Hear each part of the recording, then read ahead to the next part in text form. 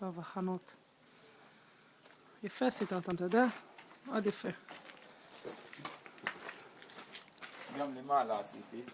עכשיו גם רציתי רק לעשות את ההשחלות. אם יש לי זמן אני אבטן, אין לי בעיה. אם מביא מלט אני אבטן. טוב, רק נסתכל. אני אגיד לו עכשיו שאין פה מלט וחבל. אז זהו, אני שמחה שרק זה על הרצפה. שלא ילכו יותר מדי, שלא יהרסו את הצנרת, שלא תהיה גלויה בכלל, אתה מבין?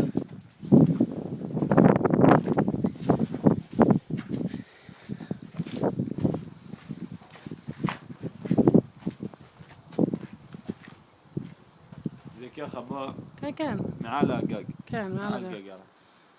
מצוין.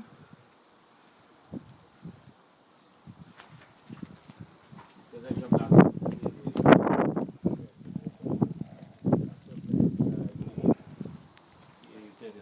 כן, תגליל, בסדר, אין בעיה.